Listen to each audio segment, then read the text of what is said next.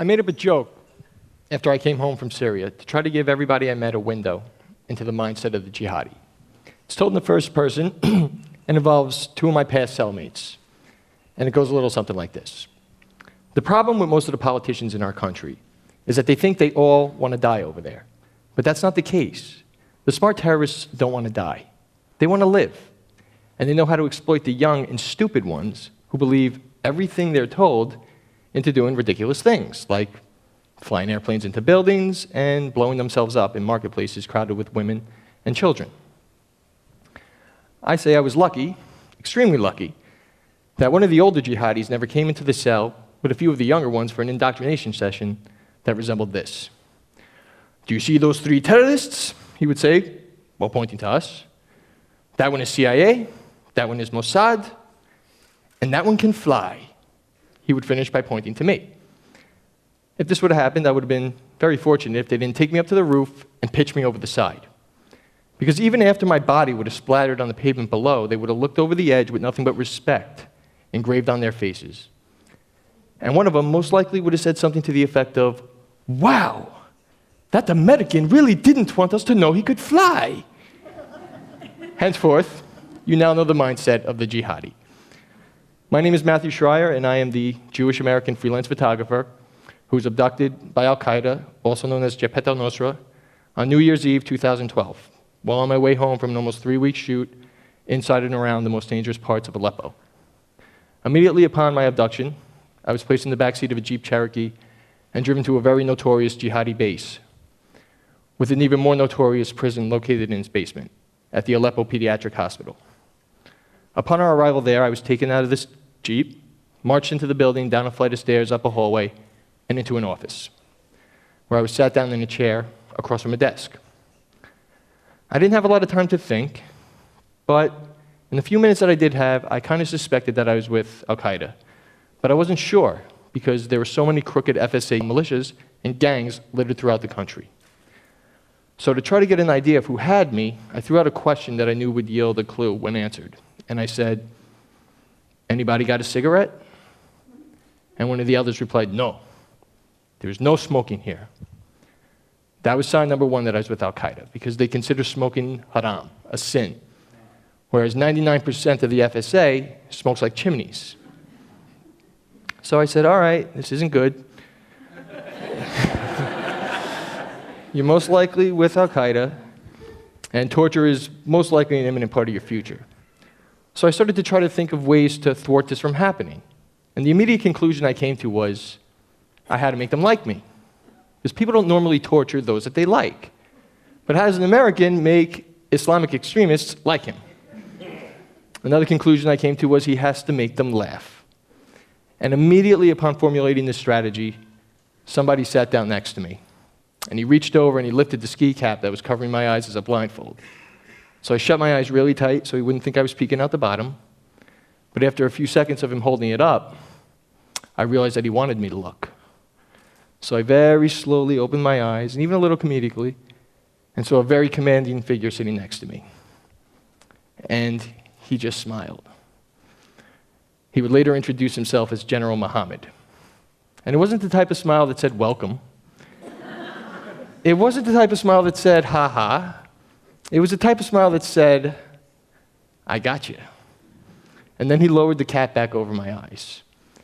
Sensing that this thug was approachable, I said, "Can I ask you a question?" "Yes," he replied. I said, "Are you going to kill me?"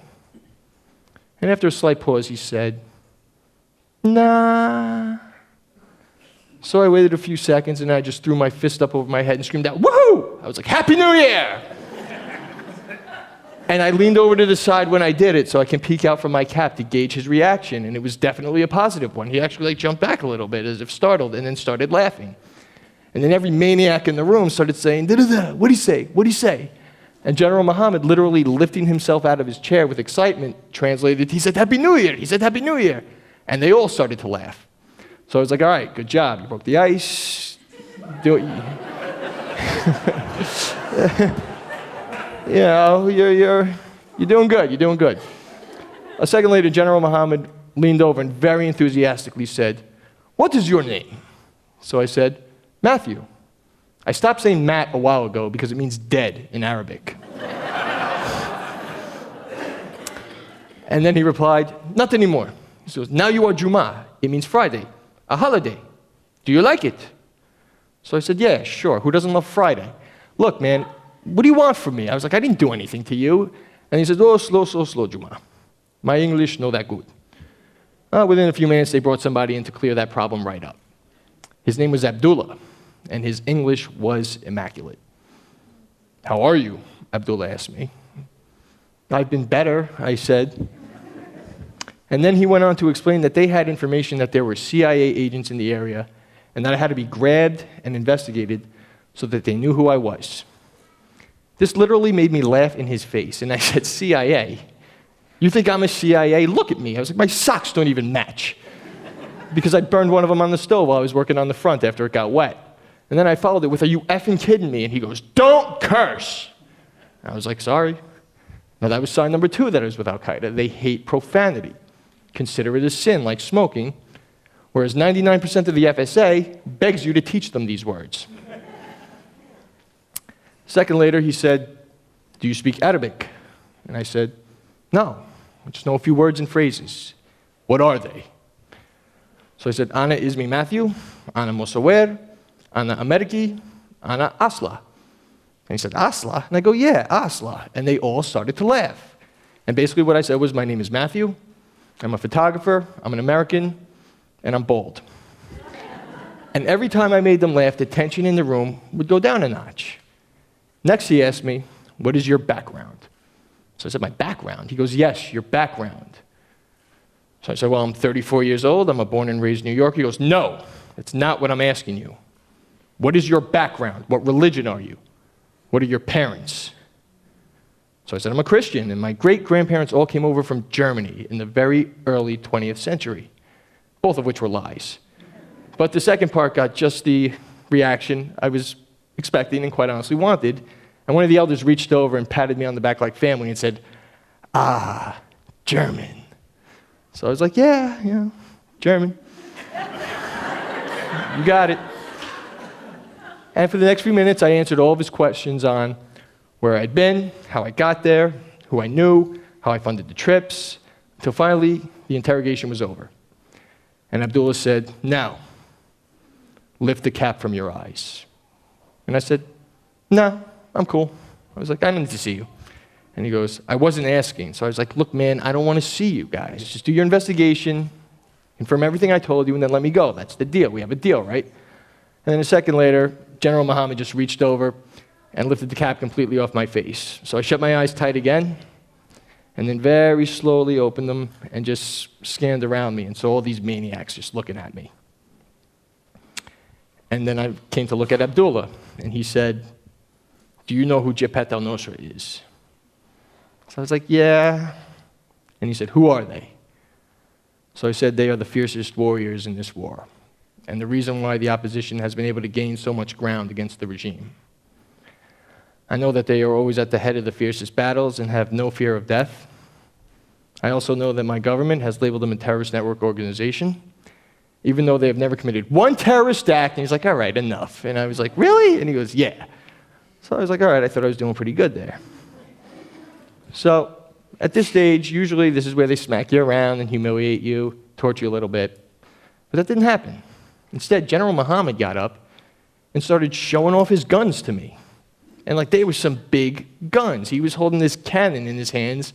I don't even know what it was. I saw it in a SWAT scene in a movie once, and just saying, American, American, all proud-like. And I just looked at him and was like, yeah, it's very nice. And then a couple of seconds later, this little nerdy guy strutted over to me, kind of looked like Woody Allen, and he thrust his waist right in my face to show off his pinstripe suicide belt. And I got to say, the pinstripes really threw me off. So I just looked at him, and I was just like, wow, I've never seen one of those before.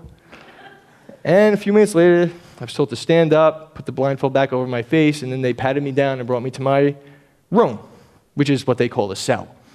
And I was locked in it. And day turned into night turned into day, and with the very little sunlight that crept in through my blocked-off window came the sounds of screaming and people being tortured from up the hall. And you would just hear this thick cord striking the bottom of their feet over and over again, and them screaming, Allah Akbar, over and over again. And I kept pacing and pacing, waiting for my turn, but that first month plus, it never came. Instead, I was given 9 blankets instead of 1, or 2 if you're lucky. Extra food, sometimes hot food, and the same stuff they cooked for themselves. Extra light when General Muhammad went outside and moved the door blocking my window. A bottle to urinate in, which was against the rules. And eventually, after 5 days in solitary, after I started to complain, I was even moved to a new cell with 18 other prisoners who were all warned not to touch me or mess with me in any way. And the reason why this all happened, as I would later learn, was because General Muhammad ran that prison. It was his. And as brutal as he was, and he was brutal, everybody knew he had a great sense of humor. So if he liked you, you were good. If he didn't like you, you were not so good. So by introducing myself to him as this like wacky, funny guy who really wasn't that scared, I formed a bond with him, earned some of his respect, to the point where I was given preferential treatment and even introduced as his good friend to very high-level members of al-Qaeda.